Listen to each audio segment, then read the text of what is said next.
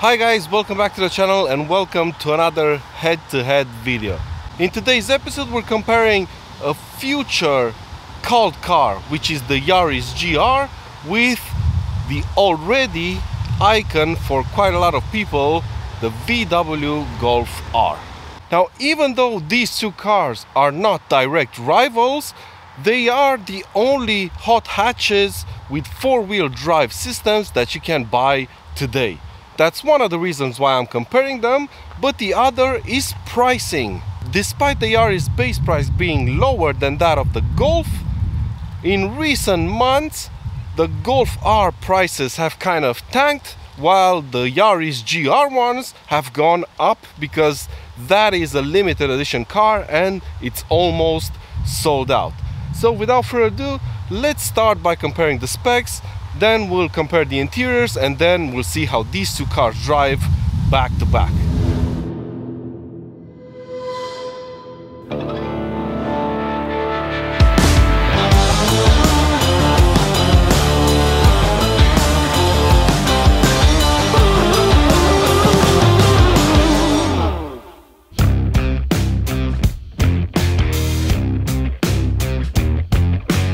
First up, the GR Yaris. This is a very unique proposition in the hot hatch segment, as along with this car, Toyota brought back the homologation special. If you want to know more details about what this means exactly, please see my full review of this car linked right below the like button. Long story short, this was developed as a rally car, then stripped down a bit to make it road legal. And while it's technically called the Yaris, it only shares the front and rear lights with the standard car. Everything else is bespoke. It was developed by the one and only Tommy Mäkinen and his team, and after driving this car you're left with just one question: why is the new Supra a BMW again? Next we have the Golf R, a cult car like I've mentioned previously. If you would have told me back in the Mark IV days that the R would end up being a very good driver's car, I would have laughed in your face. But for the last two generations, this car has become better and better to drive. It's just a proper B-road blaster. This particular car features the performance pack, which gets you these gorgeous 19-inch alloys, some special driving modes, and VW's Servotronic,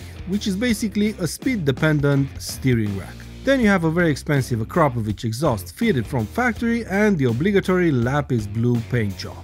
The interior of the GR Yaris is not the greatest car interior I've ever been in, to be quite honest, and it doesn't live up to this car's price tag either. You do get most of the things you need on the inside of this car. You get climate control, of course, heated seats, heated steering wheel, well, a radio, an infotainment screen, and that's kind of it.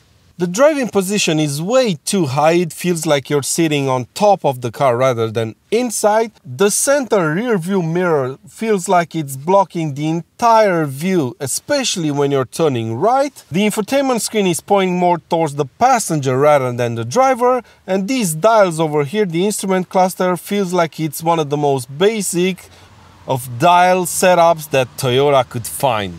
But as you'll find out later in this video, this interior is so basic because Toyota directed all its development funds towards the driving experience. Now let's hop into the Golf. Welcome to the fancy pants interior of the Golf R. Blue accents everywhere, the R logo on the back of the seats, and a much better driving position than that of the Yaris GR. You sit low down in the car, the steering wheel feels great in the hands. These paddles, these extended ones, are really nice on this Golf R. And the interior is filled with tech. Touchscreen infotainment system, Apple CarPlay, Android Auto, digital instrument cluster, head-up display, you name it, this car has it. But the ergonomics inside this car are a mess. Except for the buttons for the transmission down here, there's no other physical buttons in this interior. Even the climate and media controls of this car are actually touch-sensitive areas that you press in order to use, and they're integrated into the screen of this car. And so many of this car's functions are also integrated into the infotainment screen. The start-stop for the engine, the button to turn the ESP on and off, and so on. It really takes some time to get used to. But I think we've spent enough time talking about the interiors of two cars that are supposed to be driver cars. So let's hit the road. Back in February this year, I first drove a GR Yaris, and after spending 1 week with that car, I was left feeling a bit meh. I didn't understand the hype around this car, and I couldn't really gel with it either during the time I've spent with it. However, that was a car fitted with the convenience pack. This one, however, is the Circuit Pack Edition. This optional package is basically a way for Toyota to extract everything the GR Yaris chassis has to give. You get 18-inch forged alloys, front and rear Torsen limited slip differentials, and a circuit suspension, which basically means the front anti-roll bar is thicker and the diameter of the front suspension springs is increased. Now obviously this will make the suspension slightly stiffer, but in return the car will be more stable at high speeds and more agile when cornering. And finally now the GR Yaris starts to make more sense to me.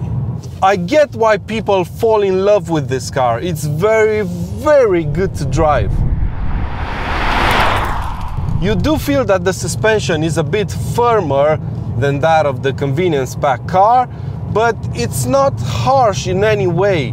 It just makes the car feel more purposeful and ultimately just lets you know that you're in something a bit more special, a bit more driver focused. The corner exit is one of my favorite things about the Circuit Pack car. You just stomp on the gas and you actually feel the diffs working together to glue the car to the road and just slingshot you onto the next corner. It's really something else, and you really need to experience driving this car if you're a proper petrolhead. Now don't get me wrong, it's not a game changer, the Circuit Pack on the GR Yaris, not on the public roads anyway, as you'll only be able to fully tell the two cars apart when you're on the limit. And let's face it, you won't be able to do that very often on a public road. But anyway, I think it's about time we jump into the Golf R and start comparing the two cars.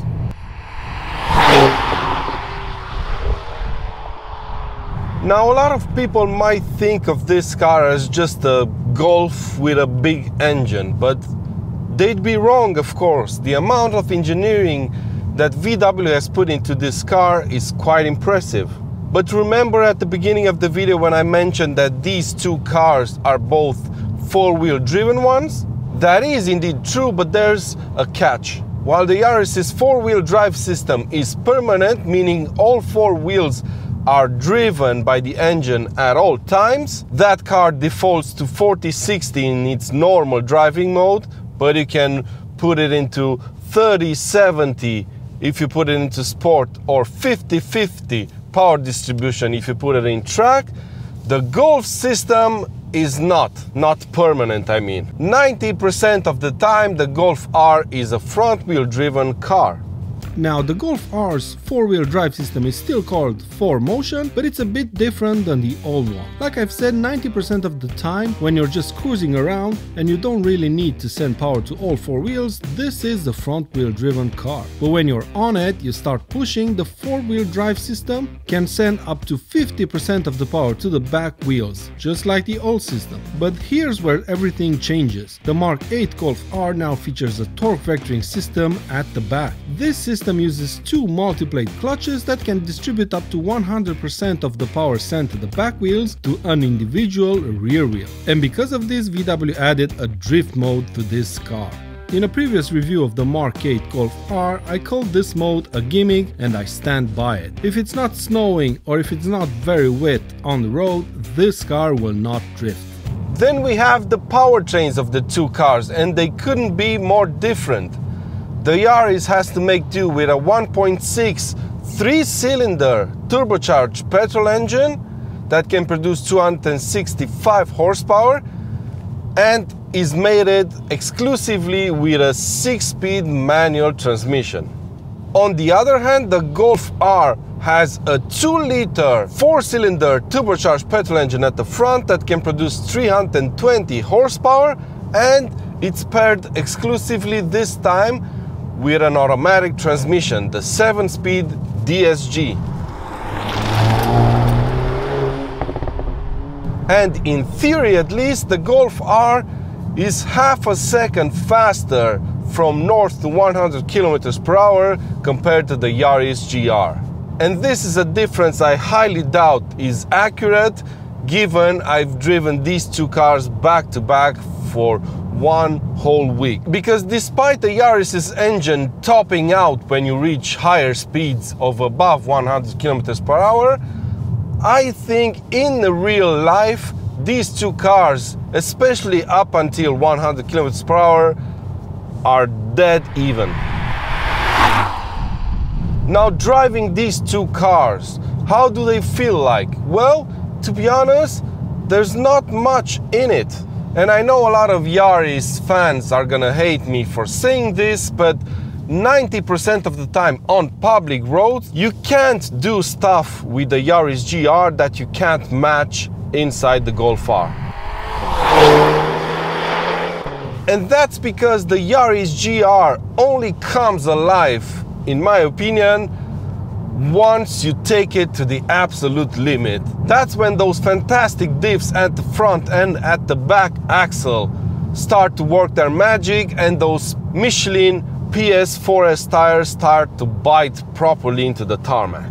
I'm pretty sure on a track it's quite a different story, as I think the Yaris GR will demolish the Golf R. There's no question about it, but yeah, in the real life, I think these two cars are quite evenly matched.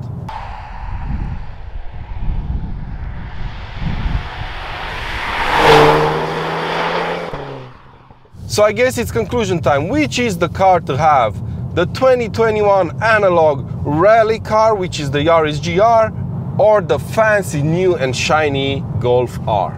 It's kind of tricky to draw a conclusion to this test, but I'll say this before I start becoming subjective. You can't go wrong by buying any of these two cars, but you really have to think about how you're gonna use the one you're buying. Let me explain. The Golf R is still the best all-rounder. It's got 4 seats, plenty of luggage space, all the latest technologies, and on public roads at least, it is very closely matched to the GR Yaris, handling-wise. This little rally car, however, can't be your only car. This has to be your weekend or track toy, whatever your preference is. It's only got 2 doors. There's barely room in the back to fit, well, people. Luggage space is very, very small, and the tech inside is not very impressive. You can tell that the sole focus of Toyota's engineers when building this car was put into how it drives and how it makes you feel when you're driving in. And I have to say, it's very old school in that respect. For me, however, I'd take the Golf R. I just can't imagine myself paying that much money for the Yaris GR. In Sweden, you would pay for a used Yaris GR example around 42,000 euros. That's 48 grand for you American folks. And I personally can think of a lot of cars I'd rather have in exchange for that lump of cash. Like, for example, the Mark 7 Golf GTI Club Sport S. Like the OG BMW M2, for example. And you can even buy a 987 Cayman or a Boxster for that amount of money. And to be honest, I'm not the biggest Golf R fan either, but for the amount of cash VW is asking for one, at least I'm getting a lot more in return. But that's just me. What about you? Let me know in the comment section down below. Which of these two cars would you rather have? The Yaris GR or the Golf R? That's been it for today's video, my friends. I really hope you've enjoyed it. Please give it a thumbs up if you have, and make sure you're subscribed for plenty more videos to come.